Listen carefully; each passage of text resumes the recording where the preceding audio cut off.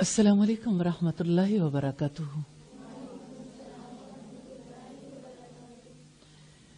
نحمده ونصلی علی رسولہ الکریم، اما بعد فاعوذ باللہ من الشیطان الرجیم، بسم اللہ الرحمن الرحیم، رب اشرح لی صدری وَيَسِّرْ لِي أَمْرِي وَاحْلُلْ عُقْدَةً مِّن لِّسَانِي يَفْقَهُوا قَوْلِي۔ دنیا میں ایک دور ایسا تھا جب انسان کا اتنا بڑا دشمن بن چکا تھا، چھوٹی سی بات پر جب طیش آتا، غصہ آتا تو غصے میں دوسرے کی جان لے لیتا اور کوئی انصاف کرنے والا نہیں تھا۔ دور ایسا تھا جہاں انسان قتل ہوتے تھے، وہاں باپ کے ہاتھوں بیٹیاں دفن ہوتی تھیں۔ ایسا دور جہاں عورت کو انسان نہیں سمجھا جاتا تھا۔ اپنے ہی شوہر کا بیٹا، ستیلا بیٹا، اگر ستیلی ماں پر کپڑا ڈال دیتا تو اسے اپنی بیوی بنا لیتا، اور وہ اس سلسلے میں احتجاج کا کوئی حق نہیں رکھتی تھی، اس سے کوئی رائے بھی نہیں لینا چاہتا تھا۔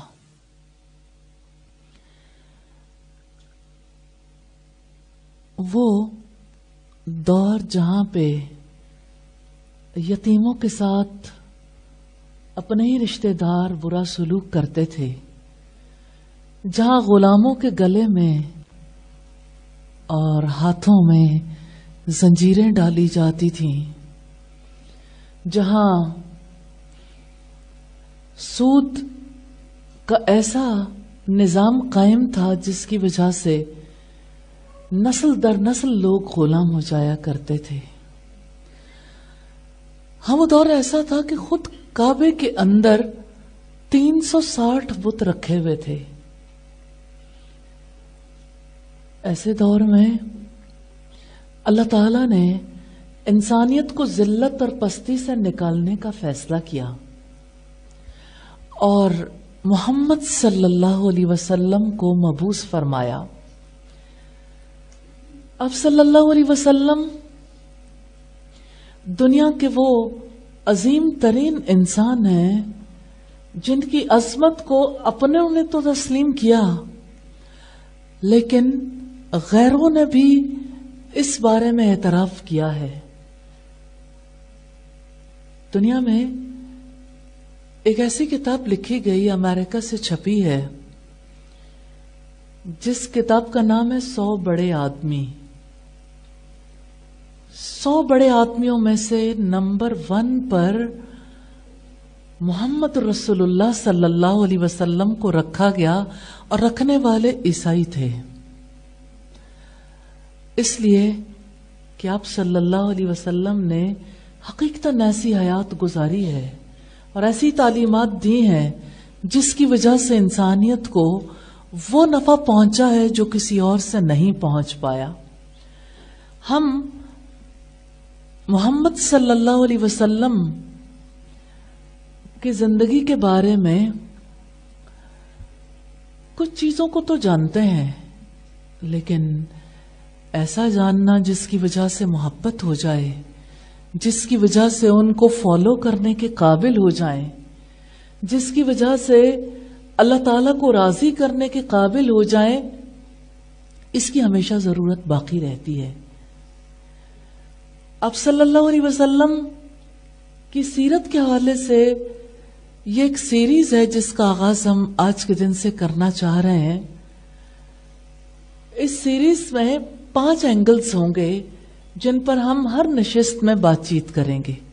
ایک تو واقعات سیرت، دوسرے عظیم انسان، عظیم کام جس نے سر انجام دیا وہ جس ماحول میں رہتے تھے لوگ ان کی روشنی سے فیض حاصل کرتے تھے. جب آپ پیدا ہوئے تب کن لوگوں کے درمیان تھے؟ اراؤنڈ محمد صلی اللہ علیہ وسلم خواتین بھی تھیں، بچے بھی تھے، نوجوان بھی تھے، بوڑھے بھی تھے. آپ اچھے طریقے سے جانتے ہیں قریب رہنے والے بہت نفع اٹھاتے ہیں، اور قریب رہنے والوں کی بات زیادہ قابل قبول بھی ہوتی ہے اگر وہ گواہی دیں. جیسے سیدہ خدیجہ کی گواہی اس اعتبار سے بہت معتبر ہے کہ سیدہ خدیجہ نے آپ صلی اللہ علیہ وسلم کے ساتھ زندگی کے 15 برس گزار لیے تھے، اور ان 15 برسوں میں انہوں نے جو کچھ آپ میں پایا وہ ایسے الفاظ میں بیان کیا کہ دنیا اس کی مثال پیش کرنے سے قاصر ہے. تو دوسرے حصے میں ہم دیکھیں گے اراؤنڈ محمد صلی اللہ علیہ وسلم جو ہستیاں رہیں. ہر بار ہر نشست میں ہم نئے لوگوں کے بارے میں دیکھیں گے.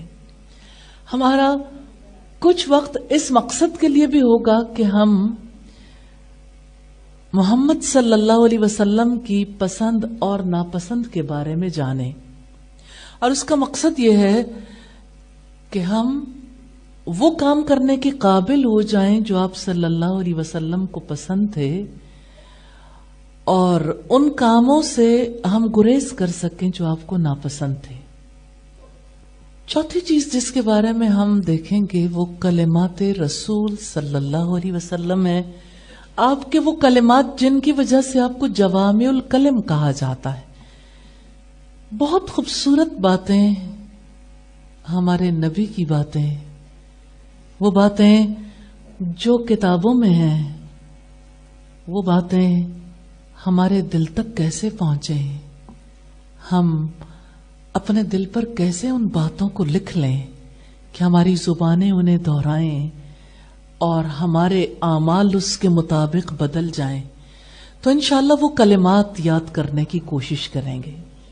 اور پانچویں چیز جو ہم رسول اللہ صلی اللہ علیہ وسلم کی پسند کے حوالے سے دیکھیں گے اسی کے بارے میں رسول اللہ کی دعا، اس دعا کو ہم یاد کرنے کی کوشش کریں گے انشاءاللہ تعالی. سب سے پہلے آپ صلی اللہ علیہ وسلم کی ذات کے حوالے سے ارد گرد کے ماحول میں جو نشانیاں نمودار ہو رہی تھیں، آپ کی نبوت کی جو علامات ظاہر ہو رہی تھیں، آپ صلی اللہ علیہ وسلم کے بارے میں ارد گرد ایسے حالات و واقعات پیش آ رہے تھے جس سے سب کو محسوس ہو رہا تھا کچھ نیا ہونے والا ہے. میں اس سلسلے کا پہلا واقعہ آپ کے سامنے رکھنا چاہتی ہوں. آپ سب جانتے ہیں کہ اللہ تعالیٰ نے سیدہ ہاجرہ اور سیدنا اسماعیل علیہ السلام کو جو پانی عطا کیا وہ زمزم کے نام سے مشہور ہے. زمزم کا کنواں مکہ میں موجود تھا، لیکن بہت مدت گزر جانے کے بعد وہ کنواں رفتہ رفتہ بند ہو گیا. کنویں کے اندر پانی موجود تھا لیکن اس پانی سے لوگ نفع نہیں اٹھا پاتے تھے. آہستہ آہستہ کنویں کی جگہ آنے والی نسلوں سے فراموش ہو گئی. جب اللہ تعالیٰ نے اپنے حبیب محمد صلی اللہ علیہ وسلم کو بھیجنے کا ارادہ کیا تو ایک نشانی ظاہر کی. اب اس کنویں کا پانی بھی باہر آنے کے لیے بےتاب ہو گیا.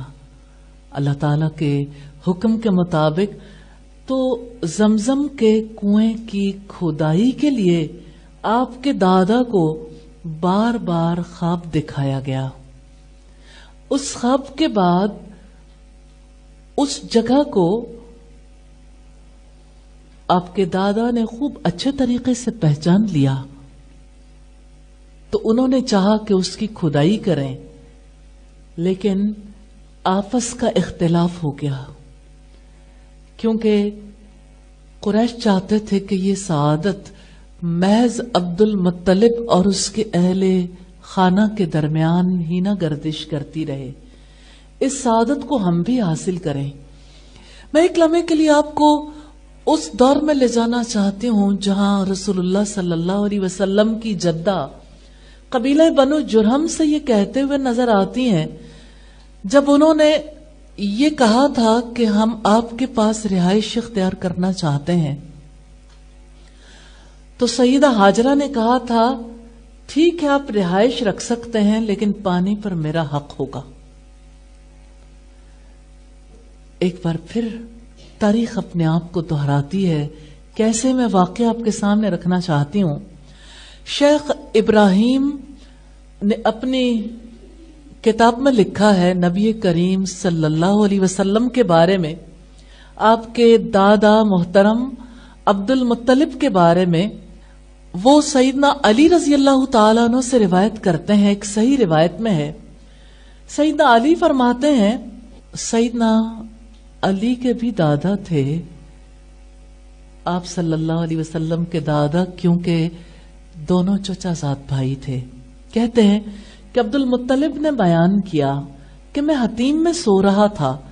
حتیم کے بارے میں آپ جانتے ہیں بیت اللہ کا وہ حصہ ہے جسے سرمایہ کی کمی کی وجہ سے قریش نے بغیر تعمیر کیے چھوڑ دیا تھا۔ آپ چوکور یعنی 4 ایک جیسی دیواروں والے گھر کو دیکھتے ہو جسے خانہ کعبہ کہتے ہیں، بیت اللہ، اس کے ساتھ ایک دیوار ہے جو باہر کی طرف چھوڑی گئی ہے جس کے اندر جا کے لوگ نماز ادا کرتے ہیں اور دعائیں کرتے ہیں، اور اللہ تعالیٰ کی بڑی حکمت ہے کہ کعبہ کے اندر تو سب لوگ نہیں جا سکتے لیکن حتیم میں جانا اللہ تعالیٰ ممکن بنا دیتے ہیں۔ آپ لوگوں میں سے بھی بہت سے لوگ ہوں گے جو حتیم میں گئے ہوں گے الحمدللہ، تو وہی مقام ہے جو حضرت ابراہیم علیہ السلام نے اللہ تعالیٰ کا گھر بنایا تھا۔ اب حتیم میں آپ کے دادا محترم سو رہے ہیں اور کہتے ہیں کہ میرے پاس خواب میں ایک شخص آیا، اس نے مجھ سے کہا طیبہ کو کھودیے۔ میں نے پوچھا طیبہ کیا چیز ہے؟ اس شخص نے کوئی جواب نہیں دیا اور چلا گیا۔ طیبہ کے معنی ہے پاکیزہ ہونا، عمدہ ہونا، خوشبودار ہونا۔ کہتے ہیں اگلے روز میں پھر سو گیا تو وہی شخص میرے پاس آیا اور کہنے لگا برہ کو کھودیے۔ برہ کے معنی ہے بھلی، پاکیزہ۔ میں نے پوچھا برہ کیا چیز ہے؟ اس نے کوئی جواب نہیں دیا اور واپس چلا گیا۔ اگلے دن میں پھر اسی مقام پر سویا، پھر ایک شخص میرے پاس آیا اور کہنے لگا مظنونہ کو کھودیے۔ مظنونہ کے معنی ہے بیش قیمت، عمدہ چیز جسے انسان سنبھال کر رکھتا ہے اور کسی دوسرے کو دینا پسند نہیں کرتا۔ میں نے پوچھا مظنونہ کیا چیز ہے؟ پھر وہ کچھ کہے بغیر واپس چلا گیا۔ اگلے روز میں پھر اسی جگہ پر آیا، سویا، وہ پھر میرے پاس آیا، کہنے لگا زمزم کو کھودیے۔ میں نے پوچھا زمزم کیا چیز ہے؟ اب اتنا زمانہ گزر چکا تھا کہ لوگ زمزم کو ہی بھول چکے تھے۔ اس نے جواب دیا زمزم وہ کنواں ہے جس کا پانی ختم نہیں ہوگا، وہ حاجیوں کو سیراب کرے گا، وہ گوبر اور خون کے درمیان ہوگا۔ جانتے ہیں اس کا مطلب کیا ہے؟ جانوروں کے پیٹ سے سورہ نحل میں آپ نے پڑھا اور آپ پڑھیں گے جنہوں نے نہیں پڑھا انشاءاللہ کہ اللہ تعالیٰ جانوروں کے پیٹ سے گوبر اور خون کے درمیان سے سفید سفید دودھ نکالتے ہیں، اور یہاں گوبر اور خون کے درمیان ہونے سے مراد یہ ہے کہ وہ ہوگا تو پانی لیکن دودھ کی طرح ویلیوبل ہوگا، یعنی اس کی قوت، اس کی نیوٹریشنل ویلیو اتنی ہوگی۔ پھر کہنے لگا سفید ٹانگوں والے کوے کے چونچ مارنے اور چیونٹیوں کی بستی کے قریب ہوگا۔ اس میں اشارہ تھا کہ وہ جگہ کھودنی پڑے گی مگر زیادہ نہیں، صرف چیونٹیوں کے بل کے برابر، یعنی آپ کو بہت زیادہ محنت نہیں کرنی پڑے گی۔ یہ روایت صحیح السیرہ النبویہ کی ہے، والیوم 1 پیج 34-35 پہ۔ اب رسول اللہ صلی اللہ علیہ وسلم کے دادا پر زمزم کے کنویں کی صفات کھل چکی تھیں، یعنی اس کی خوبیاں ساری سامنے آ گئیں کہ وہ بہت بھلی چیز ہے اور اس پانی کی کیا نیوٹریشنل ویلیو ہے. اور آپ کے دادا محترم نے جان لیا کہ خواب سچا ہے تو انہوں نے کدال پکڑی اور اپنے بیٹے حارث کو ساتھ لے کر چلے اور کھدائی شروع کر دی. اس دن حارث کے سوا کوئی بیٹا موجود نہیں تھا. کھدائی کے دوران آپ کے دادا محترم کو منڈیر نظر آ گئی تو انہوں نے نعرہ تکبیر بلند کیا. قریش سمجھ گئے کہ عبد المطلب نے اپنا مقصد حاصل کر لیا ہے. وہ ان کے پاس آئے اور کہنے لگے، عبد المطلب، یہ ہمارے جد امجد اسماعیل کا کنواں ہے، اس میں ہمارا بھی حق ہے، ہمیں بھی اس میں شریک کرو. عبد المطلب نے کہا، میں ایسا ہرگز نہیں کروں گا، کیونکہ ہر کام تمہیں چھوڑ کر میرے ذمہ لگایا گیا ہے. یعنی میں نے خواب دیکھا، میں نے کنویں کی کھدائی کی، اب میں نے کنواں پایا ہے، میں اس میں تمہیں کیسے شریک کر لوں؟ یہ کنواں تمہیں نہیں مجھے عطا کیا گیا ہے. قریش نے کہا، اے عبد المطلب، انصاف سے کام لو، ہم اسے تنہا تمہاری ملکیت میں نہیں رہنے دیں گے، ہم تمہارا مقابلہ کریں گے. یہ اعلان تھا. آپ امیجن کر سکتے ہیں کہ خونخوار لوگوں کا یہ کہنا کوئی چھوٹی بات نہیں تھی. عبد المطلب نے کہا، اگر یہ بات ہے تو پھر تم جسے پسند کرتے ہو میرے اور اپنے درمیان منصف تسلیم کر لو. یعنی میں اکیلا فیصلہ نہیں کروں گا، نہ میں تمہاری بات مانوں گا، بیچ میں ہم کسی کو پنچ بنا لیتے ہیں، میں اس سے تمہارا فیصلہ کروا لیتا ہوں. انہوں نے بنو سعد بن حزیم کی ایک کاہنہ کا نام پیش کیا، یعنی آسمانی خبریں بتانے والی عورت تھی جس کا نام لیا. شام کے علاقے میں رہائش پذیر تھی، اور شام آج ہم جسے سیریا کہتے ہیں، کل وہی سیریا نہیں تھا، بلکہ اس میں فلسطین بھی، اردن اور یہ سارے علاقے شامل تھے. اب کاہنہ کا تعلق اس علاقے سے تھا. عبد المطلب نے کہا، ٹھیک ہے، ایسا ہی کر لیتے ہیں، لیکن کوئی منصف ہو جو درمیان میں فیصلہ کروائے. پھر خاندان بنو عبد مناف کے ساتھ انہوں نے رخت سفر باندھا. قریش کے ہر قبیلے کا ایک ایک فرد ساتھ روانہ ہوا. اس زمانے میں یہ سارا راستہ صحرائی تھا، بہت مشقت بھرا راستہ. وہ سب چل پڑے. راستے میں عبد المطلب اور اس کے ساتھیوں کا پانی ختم ہو گیا. پیاس کی وجہ سے وہ بے حال ہو گئے، حتیٰ کہ انہیں اپنی موت نظر آنے لگی. اگر کسی کے پاس کچھ پانی تھا تو بھی وہ کسی دوسرے کو دینے کے لیے تیار نہیں تھے. ہر ایک کا یہی جواب تھا کہ صحرائی علاقہ ہے، اگر ہمارے پاس پانی ختم ہو گیا تو پھر ہمارا بھی وہی حال ہوگا جو تمہارا ہو رہا ہے. یہ صورتحال دیکھتے ہوئے عبد المطلب نے اپنے رائے کا اظہار کیا کہ شدت پیاس سے تو ہم سب موت کا شکار ہو جائیں گے، جبکہ ابھی تو ہم میں کچھ نہ کچھ توانائی موجود ہے. اس لیے ہر شخص اپنی اپنی قبر کھود لے، تاکہ جو مرتا جائے اس کے ساتھی اس کی قبر میں اسے دفن کرتے جائیں، حتیٰ کہ صرف ایک ہی آدمی باقی رہ جائے گا جسے دفن کرنے والا کوئی دوسرا نہیں ہوگا. تو ایک آدمی کی لاش کا ضائع ہو جانا پورے قافلے کی لاشوں کے ضائع ہو جانے سے بہتر ہے. سب نے اس بات کو پسند کیا. ہر شخص نے اپنے اپنے لیے ایک گڑھا کھودا اور شدت پیاس سے موت کا انتظار کرنے لگے. عبد المطلب نے اپنے ساتھیوں سے کہا، یہ تو حماقت ہوگی اگر ہم نے اسی طرح اپنے آپ کو موت کے حوالے کر دیا اور اپنی جانیں بچانے کے لیے پانی کی تلاش نہ کی اور اس کے لیے سفر نہ کیا. ہمت کرو، سفر جاری رکھو، ممکن ہے اللہ تعالیٰ کسی جگہ ہمیں پانی میسر کر دے. وہ سفر کے لیے تیار ہو گئے. جب عبد المطلب نے اپنی سواری کو اٹھایا تو اس کے پاؤں کے نیچے سے شیریں پانی کا چشمہ پھوٹ نکلا. صحرا میں پانی کا مل جانا اور پہلے خواب میں پانی کو دیکھنا، اور اب جب شدت پیاس سے جاں بلب تھے دوبارہ پانی کا عبد المطلب کو ملنا، یہ محض اتفاق نہیں تھا. اور آپ کے دادا محترم کو یہ نعمت ملی تو سب سمجھ گئے کہ یہ ڈیسائیڈڈ ہے، یہ فیصلہ ہے. بہرحال آپ کے دادا نے کہا سب لوگ آ جاؤ اور پانی لے لو، دیکھو اللہ تعالیٰ نے ہمیں سیراب کر دیا ہے۔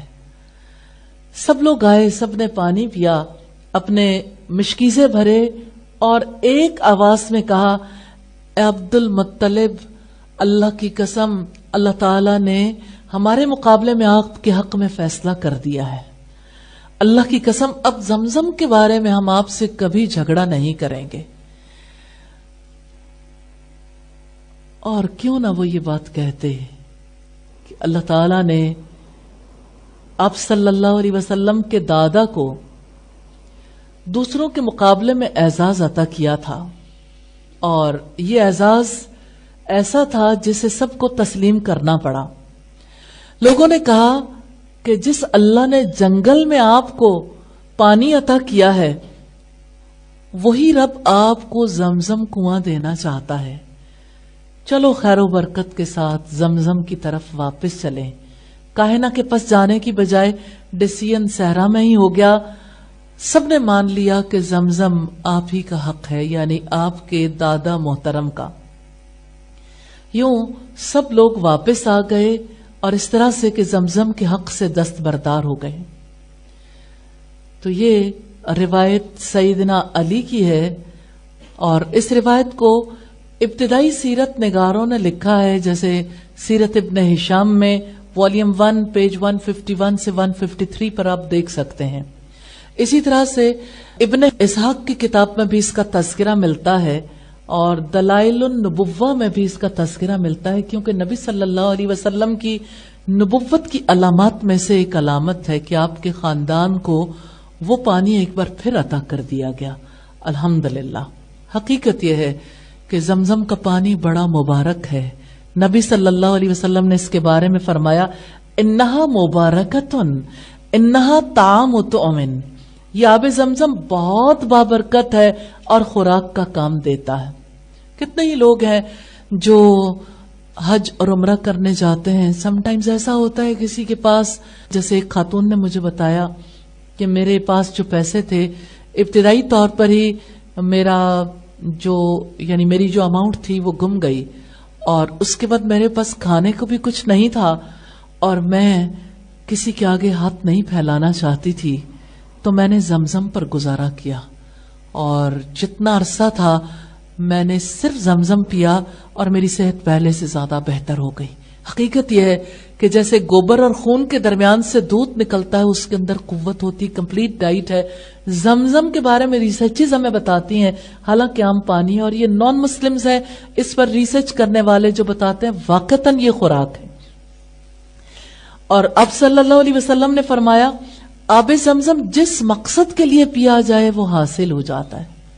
یعنی ایک ہے آپ کے جسم کی توانائی، لیکن آپ زمزم پیتے اور کوئی دعا کرتے ہو تو اللہ تعالیٰ وہ دعا بھی قبول کرتے ہیں۔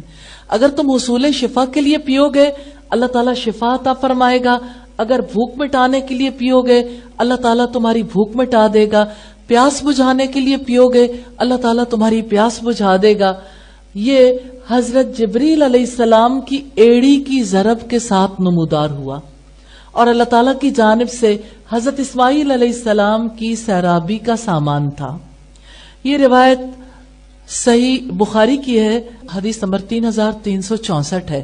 ایک چیز جو صحیح بخاری کے حوالے سے میں ملتی ہے وہ یہ کہ یہ شاید سیدنا جبریل علیہ السلام کا پر تھا، پر ہے یا ایڑی اس کے بارے میں اختلاف ہے، لیکن سیدنا جبریل علیہ السلام نے ہی اللہ تعالیٰ کے حکم سے زمین پر اپنی ایڑی یا اپنا پر مارا اور پانی نکل آیا۔ ہم دیکھ رہے تھے نبی صلی اللہ علیہ وسلم کی آمد سے پہلے کے اشارات، وہ علامات جس کی وجہ سے پتہ چل رہا تھا اس گھرانے میں کوئی خاص واقعہ رونما ہونے والا ہے۔ اب صلی اللہ علیہ وسلم جس برس پیدا ہوئے اس سے کچھ ماہ پہلے کا واقعہ ہے۔ ابرہہ جو تھا وہ حبشی تھا اور صنعاء سے تعلق رکھتا تھا۔ مفسرین نے بھی اس واقعے کو نقل کیا ہے، خود قرآن حکیم میں اللہ پاک نے اس واقعے کو ذکر کیا ہے، اور اس واقعے کا تذکرہ سیرت کی کتب میں بھی ملتا ہے۔ موسٹ اتھینٹک چیز اللہ تعالیٰ کی کتاب میں آئی ہے سورہ الفیل، الم تر کیف فعل ربک باصحاب الفیل، کیا آپ نے نہیں دیکھا کہ آپ کے رب نے ہاتھی والوں کے ساتھ کیا سلوک کیا؟ الم یجعل کیدہم فی تضلیل، کیا اس نے ان کی تدبیر کو بیکار نہیں کر دیا؟ وَأَرْسَلَ عَلَيْهِمْ طَيْرًا أَبَابِيلَ، اور اس نے ان پر جھنڈ کے جھنڈ پرندے بھیجے۔ سبحان اللہ۔ ترمیہم بحجارۃ من سجیل، جو ان پر کھنگر کی کنکریاں پھینک رہے تھے۔ فجعلہم کعصف مأکول، پھر اللہ تعالیٰ نے انہیں کھائے ہوئے بھوسے کی طرح کر دیا۔ سورہ الفیل ہمارے یہاں بچوں کو بھی ابتدائی طور پر سکھا دی جاتی ہے۔ الحمدللہ بڑے بھی اس کو پڑھتے ہیں۔ نبی صلی اللہ علیہ وسلم کی پیدائش کا سال، یعنی چند مہینے پہلے کی بات ہے جب یہ واقعہ ہوا، اور فوراً بعد آپ صلی اللہ علیہ وسلم کی پیدائش ہوئی، تو آپ صلی اللہ علیہ وسلم کی پیدائش کے سال میں یہ واقعہ رونما ہونا دراصل یاد دہانے کے لیے تھا، کیونکہ اس واقعے کو عرب فراموش نہیں کر پائے تھے۔ آئیے ایک بار اسی صورت کو دہراتے ہیں، لیکن آج کا دہرانا عام حالات سے مختلف ہے، کیونکہ آج کا دہرانا سیرت رسول صلی اللہ علیہ وسلم کے حوالے سے ہے۔ تو آئیے الفاظ دہراتے ہیں۔ أَلَمْ تَرَ كَيْفَ فَعَلَ رَبُّكَ بِأَصْحَابِ الْفِيلِ أَلَمْ يَجْعَلْ كَيْدَهُمْ فِي تَضْلِيلٍ وَأَرْسَلَ عَلَيْهِمْ طَيْرًا أَبَابِيلَ تَرْمِيهِمْ بِحِجَارَةٍ مِّن سِجِّيلٍ فَجَعَلَهُمْ كَعَصْفٍ مأکول۔ عجیب واقعہ جس کے بارے میں اللہ پاک نے اس وقت رسول اللہ صلی اللہ علیہ وسلم کی اونٹنی سے ایسا کام کروایا جب آپ صلح حدیبیہ کے لیے مکہ سے 8 میل کے فاصلے پر موجود تھے۔ آپ کی اونٹنی قصوہ بیٹھ گئی اور وہ اٹھتی نہیں تھی۔ صلح حدیبیہ والے سفر میں جب مکہ کی جانب جا رہے تھے، اس گھاٹی پر آپ پہنچے جس کا راستہ مکہ کی طرف اترتا تھا، تو آپ کی اونٹنی کو صحابہ کرام بیٹھنے کے بعد بار بار کہہ رہے تھے حل حل، اٹھانے کے لیے بار بار آوازیں دے رہے تھے۔ تو لوگوں نے اونٹنی کے بارے میں ریمارکس دیے کہ قصوہ، رسول اللہ صلی اللہ علیہ وسلم کی اونٹنی کا نام ہے کہ وہ ضد کر گئی ہے، اڑ گئی ہے۔ تو آپ صلی اللہ علیہ وسلم نے فرمایا قصوہ نہیں اڑی، نہ اس کی یہ عادت ہے، بلکہ اس ذات نے اسے روکا ہے جس نے مکہ میں ہاتھی والوں کو روکا تھا۔ سبحان اللہ۔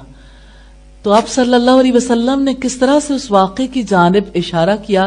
صحیح بخاری کی حدیث کا نمبر ہے 2731، اس کا نمبر ہے 2731۔ اس واقعے کا تذکرہ ہمیں امام ابو حاتم کی کتاب السیرہ النبویہ میں ملتا ہے کہ ایک بادشاہ جس کا نام ابرہہ تھا۔ آپ میں سے کتنے لوگ جانتے ہیں کہ ابرہہ کا اصل وطن کون سا تھا؟ کیا آپ جانتے ہیں ابرہہ کہاں کا رہنے والا تھا؟ ابرہہ حبشہ کا رہنے والا تھا، لیکن اس نے یمن پر قبضہ کر لیا تھا، یعنی جنگ کی اور جنگ میں تسلط حاصل کر لیا۔ سنا میں اس نے ایک گرجا تعمیر کروایا اور اس کا نام القلیس رکھا۔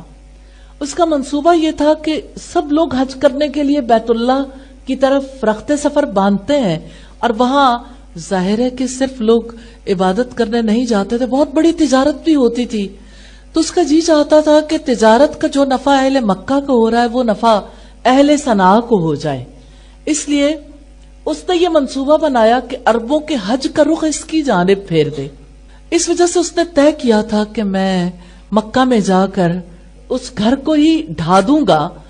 اور پھر یوں ہوا کہ حمیر کا ایک بادشاہ تھا جس کا نام ذو نفر تھا، وہ اپنی وفادار قوم کو لے کر ابرہہ کے مقابلے کے لیے نکلا، مگر اسے شکست کا سامنا کرنا پڑا۔ جب اسے گرفتار کر کے ابرہہ کے سامنے پیش کیا گیا تو ذو نفر نے اس سے درخواست کی کہ مجھے قتل نہ کریں، میں آپ کے کام آ جاؤں گا۔ تو ابرہہ نے اسے زندہ رکھا اور قتل کرنے کی بجائے قید کر لیا۔ پھر ابرہہ کعبے کی جانب روانہ ہوا۔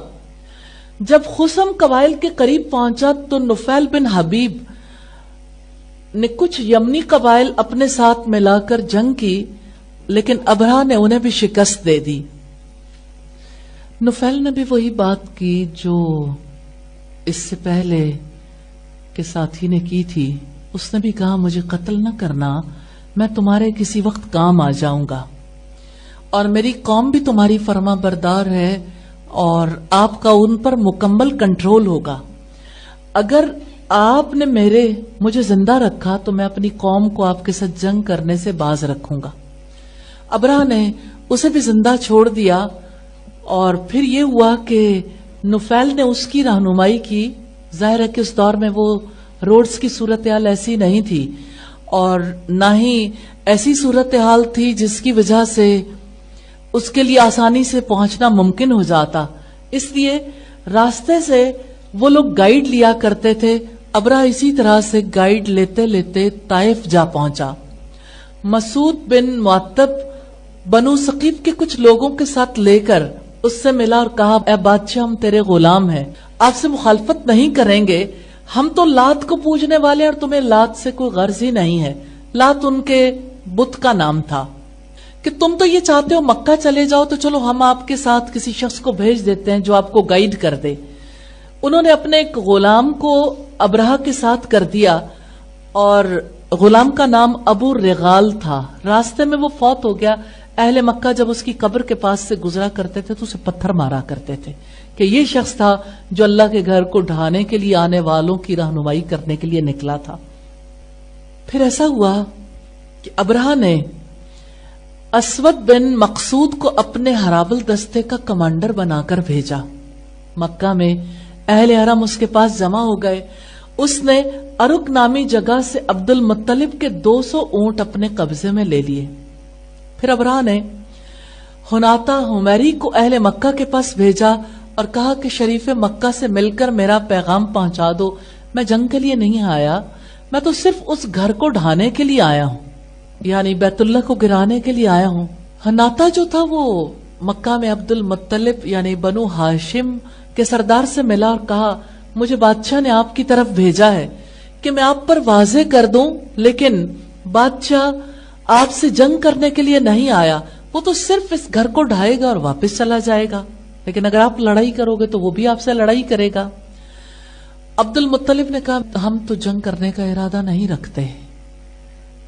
رسول اللہ کی پیدائش سے کچھ عرصہ پہلے، یہ وہ دور تھا جب آپ صلی اللہ علیہ وسلم سے آپ کی والدہ حاملہ تھی۔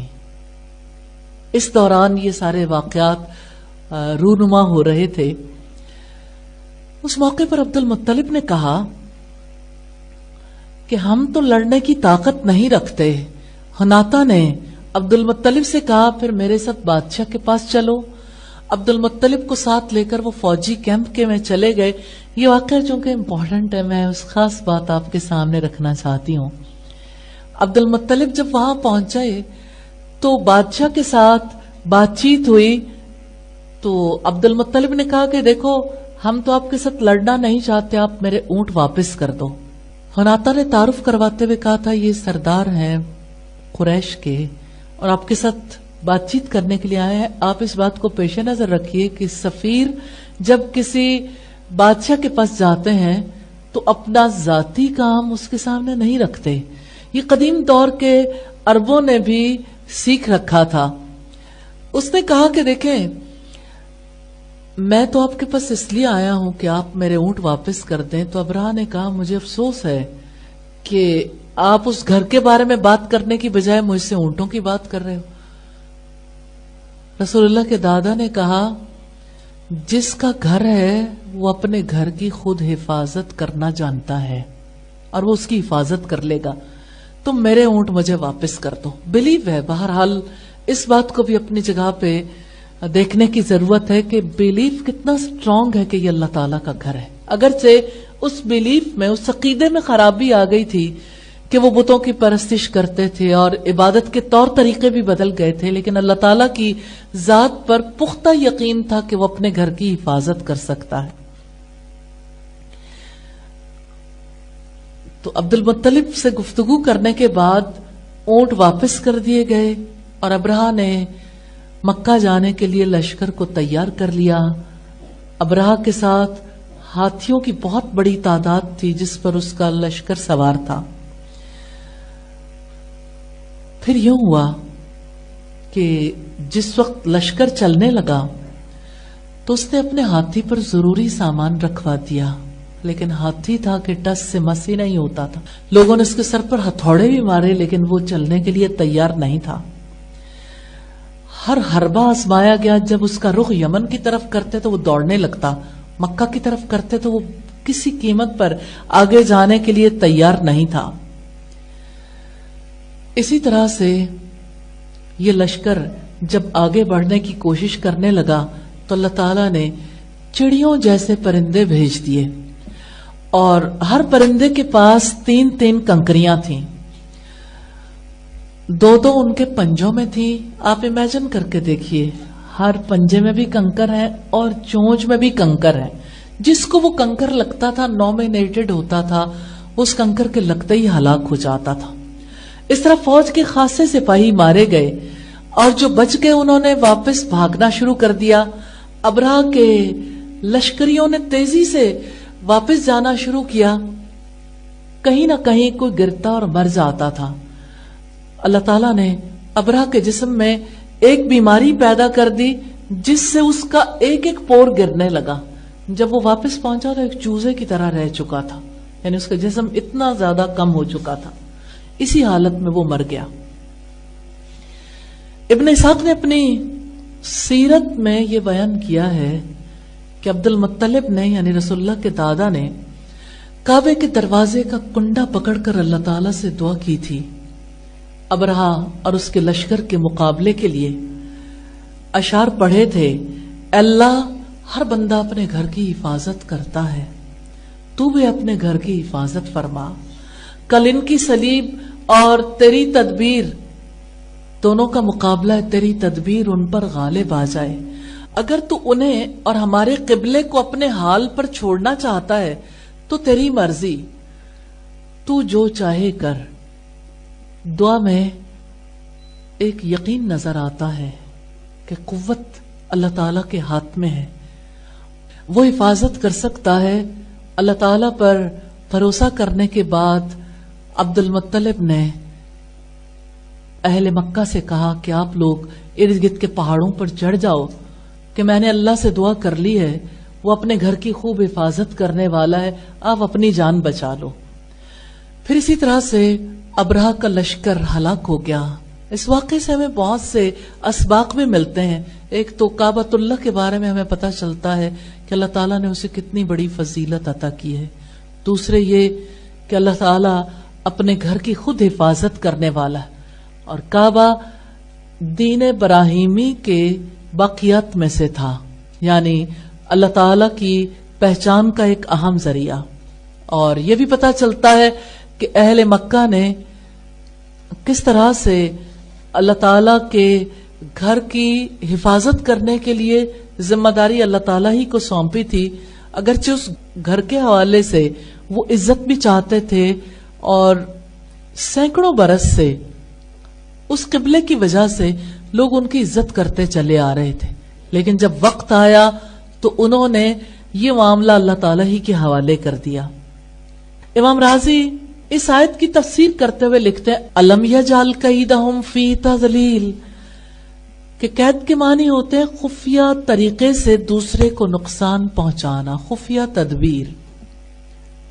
تو خفیہ تدبیر یہ تھی کہ بظاہر وہ جنگ کرنا چاہتا تھا، کعبے کو ڈھانا چاہتا تھا، لیکن اصلاً وہ اپنی تجارت بڑھانا چاہتا تھا، اصلاً وہ دنیا کا مفاد چاہتا تھا اور کعبے کی جگہ پہ اپنی حکومت کو مضبوط کرنا چاہتا تھا. عربوں سے حسد اور اہل مکہ کے ساتھ ناروا سلوک اور ان پر ظلم کرنے کی خواہش ابرہہ کو یہاں لے کر آئی. لیکن اس واقعے سے ہمیں یہ بھی پتہ چلتا ہے کہ مقدس اشیاء کی حفاظت اور اس کی خاطر قربانی کا جذبہ بہترین چیز ہے جو انسانی فطرت میں ودیت کی گئی ہے. اہل عرب نے اس مقدس گھر کی خود حفاظت نہیں کی، اس کے لیے یہ معاملہ انہوں نے رب ہی کے سپرد کر دیا. پھر ہم دیکھتے ہیں کہ جو بھی اپنے دین سے یعنی اللہ تعالیٰ کے دین سے غداری کرتا ہے اللہ تعالیٰ اس کا انتقام لے لیتا ہے. تاریخی اعتبار سے ہم دیکھتے ہیں نوح علیہ السلام کے دور میں رب العزت نے کس طریقے سے پانی کے ذریعے سے حضرت نوح کی مدد کی. ہود علیہ السلام کے دور میں ہوا کے ذریعے سے مدد کی گئی. قوم سمود پر ایک چنگھاڑ کافی ہو گئی. فرعون کے لیے اللہ پاک نے سمندر کو اس کا آخری مسکن بنا دیا اور ابرہہ کے لیے اللہ تعالیٰ نے چھوٹے چھوٹے پرندوں سے ہلاکت کا سبب اس تک پہنچا دیا. تو اللہ تعالیٰ نے ہر ایک کی رسی دراز کی ہے لیکن ہمیشہ کے لیے کسی کو ظلم کرنے کے لیے آزاد نہیں چھوڑا جاتا. علامہ جمال الدین قاسمی کہتے ہیں کہ اصحاب الفیل کا واقعہ بڑا مشہور ہے. اللہ تعالیٰ کی قدرت کی نشانیوں میں سے ایک عظیم نشانی ہے اور اللہ تعالیٰ کی ناراضگی کا مظہر ہے کہ جو بھی حرم کی طرف ٹیڑھی نگاہ سے دیکھے گا اللہ تعالیٰ اس کو کسی نہ کسی ابابیل سے کسی نہ کسی مٹر کے دانے جیسے پتھر سے ہلاک کروا سکتا ہے. اور بیت اللہ کی عظمت کے ساتھ ساتھ بیت اللہ کی حفاظت کرنے والوں اور بیت اللہ کے جو متولی تھے ان کے بارے میں بھی پتہ چلتا ہے کہ کیسے انہوں نے سازشوں سے محفوظ رکھنے کے لیے ابتدائی طور پر کوششیں کی لیکن جب یہ معاملہ ان کے بس سے باہر ہوا تو اللہ تعالیٰ نے اپنے گھر کی خود حفاظت کر لی. اب رہ گئی یہ بات کہ یہ واقعہ نبی صلی اللہ علیہ وسلم کی نبوت کی دلیل ہے تو یہ اس اعتبار سے کہ جب آپ کی ولادت کا زمانہ قریب آیا تو ایسی بہت سی علامات کا ظہور شروع ہو گیا تھا جس سے یہ پتہ چل رہا تھا کہ اللہ تعالیٰ کے گھر کے ساتھ جو معاملہ دنیا میں لوگ کرنا چاہتے ہیں اس کو منہدم کرنا چاہتے ہیں اللہ تعالیٰ اسے اور زیادہ مضبوط بنیاد پر اٹھانے والے. یعنی اس گھر کی حفاظت ان لوگوں سے تو نہیں ہو سکتی تھی جنہوں نے بتوں سے اس گھر کو بھر رکھا تھا لیکن اللہ پاک نے یہ حفاظت کس طرح سے محمد عربی صلی اللہ علیہ وسلم کے توسط سے کروائی کہ آپ نے وہ تعلیم دی جس نے لوگوں کے دلوں اور ان کی زندگیوں میں گھر کر لیا اور ایسے لوگوں کی جماعت تیار ہوئی جو اپنے اخلاق و کردار میں بہترین تھے اور جن کی وجہ سے اللہ پاک نے اس پیغام کو جس کا مرکز بیت اللہ ہے اس پیغام کو پوری دنیا تک پہنچا دیا. الحمدللہ. تو آپ اصحاب الفیل کے واقعے کے دوران بطن مکہ میں بطن مادر میں تھے یعنی اپنی ماں کے پیٹ میں تھے اور آپ کے والد گرامی اس سے پہلے وفات پا چکے تھے. اگر ابرہہ کامیاب ہو جاتا تو مکہ والوں کو غلام اور قیدی بنا لیتا. اللہ تعالیٰ نے انہیں ہلاک کر دیا اور آپ صلی اللہ علیہ وسلم اور آپ کے قبیلے والوں پر غلامی اور قید کی حالتیں نہیں آنے دی. یعنی دونوں حالتوں سے اللہ تعالیٰ نے بچا لیا. تو بیت اللہ کی حفاظت اللہ رب العزت نے کی. اس سے ہمیں یہ پتہ چلتا ہے کہ اللہ پاک کل بھی اپنے گھر کی حفاظت کرنے والے تھے اور قیامت تک اللہ تعالیٰ کی حفاظت رہے گی ان سب لوگوں کے ساتھ جو اللہ تعالیٰ پر ایمان لانے والے ہیں. آپ کو یاد ہوگا بدر کے میدان میں نبی صلی اللہ علیہ وسلم نے دعا کی تھی کہ یا اللہ یہ مٹھی بھر لوگ ہیں جو تیری عبادت کرتے ہیں آج اگر یہ ختم ہو گئے تو یہ دین ختم ہو جائے گا. اس سے یہ پتہ چلتا ہے کہ دنیا کی طاقتیں چاہے اللہ تعالیٰ کے گھر کو مٹانے کے لیے، اس رسول کے خلاف سازشیں کرنے کے لیے کچھ بھی کر لیں، اللہ تعالیٰ نے حفاظت کرنی ہے، اور یہ حفاظت اس نے کروا لینی ہے۔ اس کے طے شدہ اصول ہیں، ان اصولوں کے مطابق وہ سازشوں کو ہر دور میں ناکام بنا دیتا ہے۔